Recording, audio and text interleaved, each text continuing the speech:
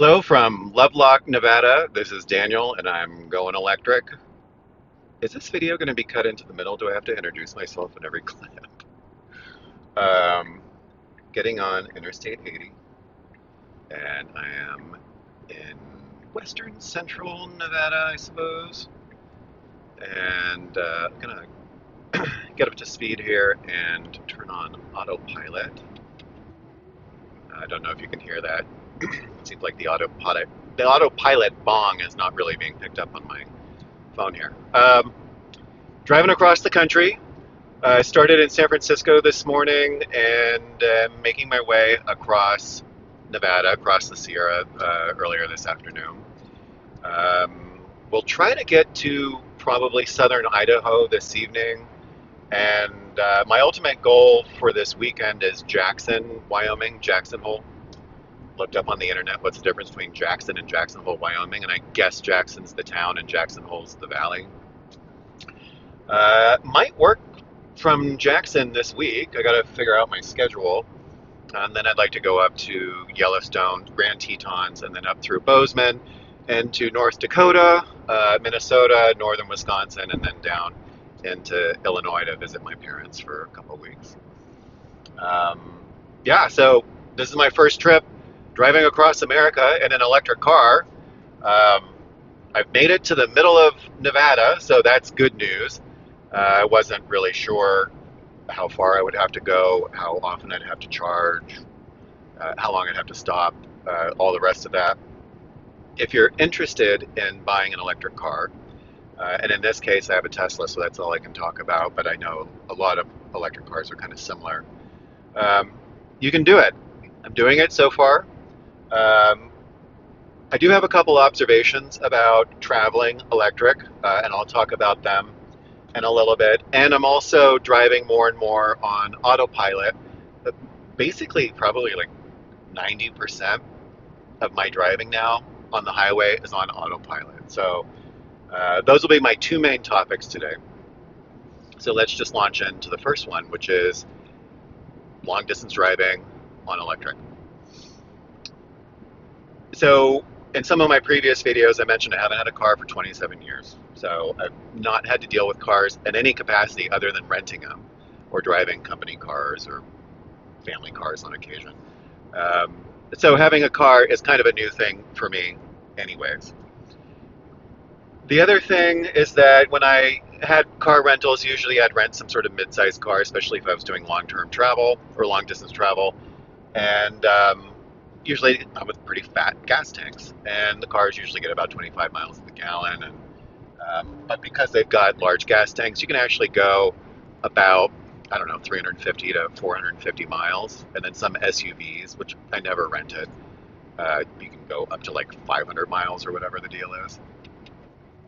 Definitely you can see the sun in this shot. I can see there, it's right over my shoulder. It's going to be kind of like a cool little version of this video, almost angelic.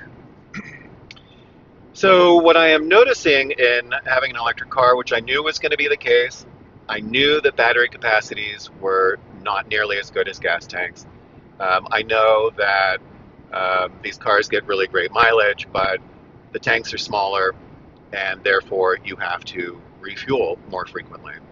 And I also know and knew before buying this car that the time it takes to refuel the vehicle is substantially longer than a regular gasoline powered car. There's nothing you can do about it. It's the state of the technology right now. And I'm fine with that. I committed myself years ago after living in the Middle East that if and when I did buy a car, that it would be, I mean, back then I thought it would be hydrogen, but then the market went another direction. I knew it would be electric, I knew it would be efficient, and I would want it to be powered by local energy resources, as I think anyone in the world should want to consume local energy resources. In this case, American, but if you're in some other country, why not have them be local? Like, why would you want to import fuel if you don't have to? Also, with the security issues and political conflicts and whatever, like, not interested. So I always knew I would get an electric car. Also, you know, growing up in the 80s and 90s, American cars, frankly, were not that great back then. And I always told myself, I would love to buy an American car, but I'm not going to buy crap, and cars made in America in many ways were crap for a couple decades. But now even domestic auto manufacturers are producing very high quality vehicles. And then with Tesla being in the United States and also in California, where I'm from, uh, double plus. So why not buy an American car that's super efficient, made in the United States that uses American energy? Like, it's amazing.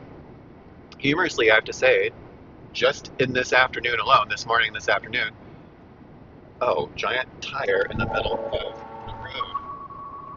Not good. I don't know if you could hear that warning sign of giant object in the road. Bizarrely, at one of the charging stations in Reno, there was a giant pickup truck just parked in one of the supercharger spots. I guess that's called getting iced. ICE, internal combustion engine, past participle. You know, I'm not going to freak out too much. I've got too many things to worry about in life. So I guess everyone's got a burden to bear. That person felt that they needed to park in a Tesla supercharger spot, even though there were tons of spots all around. I guess they had to make their point. I don't know what their point was, using foreign energy and a truck that was probably made outside the country. I don't know. Or maybe it was made here. Bizarre. I don't get it. What I thought he should have done was thank me for not taking up a spot at the local gas station. I can give you my address in the comments below, and hopefully that truck guy's watching, or truck woman, who knows, and they can send me a thank you card for not taking up their gasoline station. So I thought that was a little weird. But the main point is I knew I would be fueling up more frequently, and I knew it would take quite a while, and in fact, that's true. I don't have at-home charging, so I'm supercharging this entire trip. My whole life, frankly, and even when I return to San Francisco, I'm doing a lot of travel right now. Even when I return to San Francisco, I mean, street parking, that's all I do. So I'm going to be able to charge at my employer, but I'm not going to charge at home.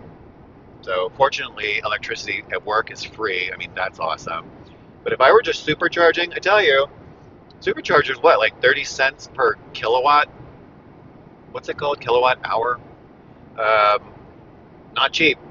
If you charge at home in California, I think the average is around 16 cents. And if you charge at night with certain utilities, it can be as low as 8 cents. So I am definitely paying way more for energy than a lot of other people. And that's just because of my situation. You know, it is what it is. I will say, though, charging so far today, and again, this is my first time driving long distance in this car,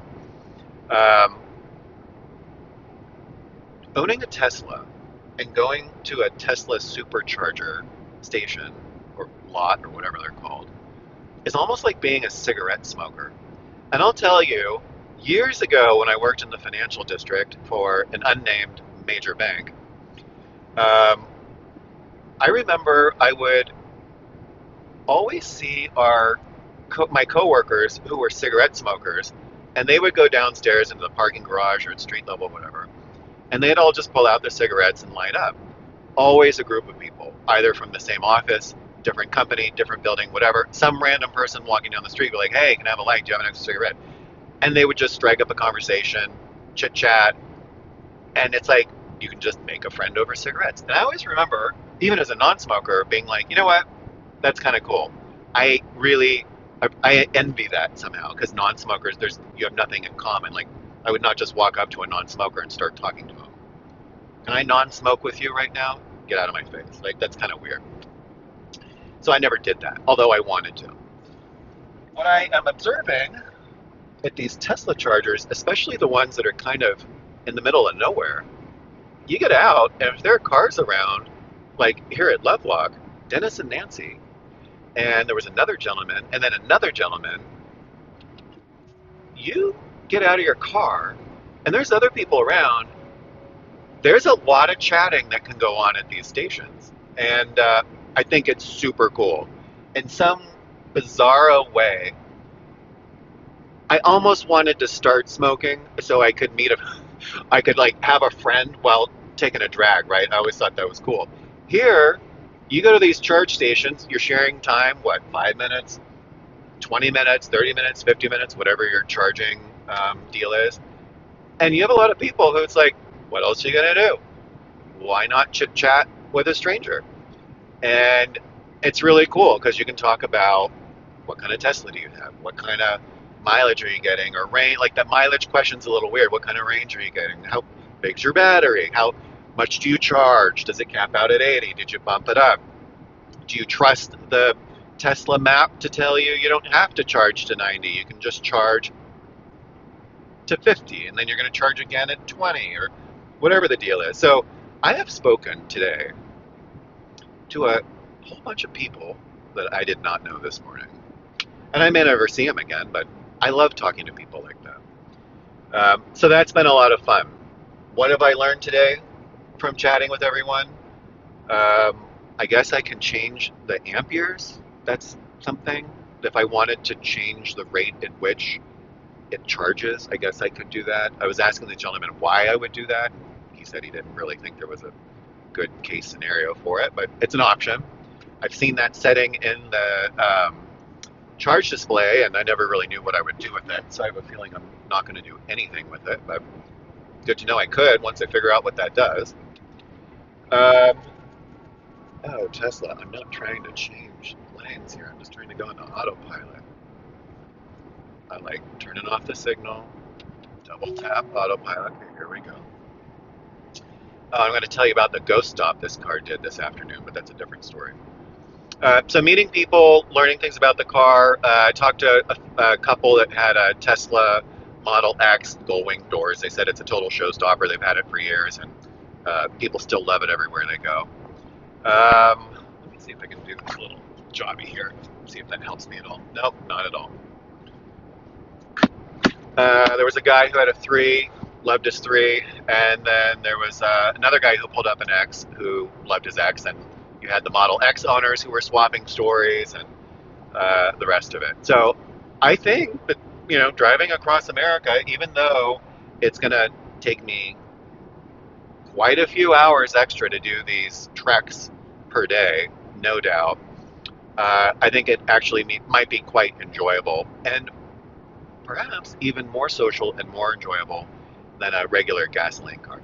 No doubt in a couple, I say no doubt a lot, no doubt in a couple years when batteries are up around the 500-mile range and say charge times theoretically come down to half or quarter, whatever the technology is going to do, this moment will go by and no one will have any reason to get out of their car and be social. But we're here right now. It's kind of cool. So that's a nice little side benefit that I'm enjoying. I like hearing people's stories and I like learning their experiences. I think people are fascinating. It's one thing that's bugged me about this whole COVID era is there's much less opportunity to just meet people, or you have to kind of like push it in some other ways. And this is kind of a way where you get to meet people in a more natural environment with something that you have in common. That's a great way for people to socialize. So I'm really liking that. Autopilot.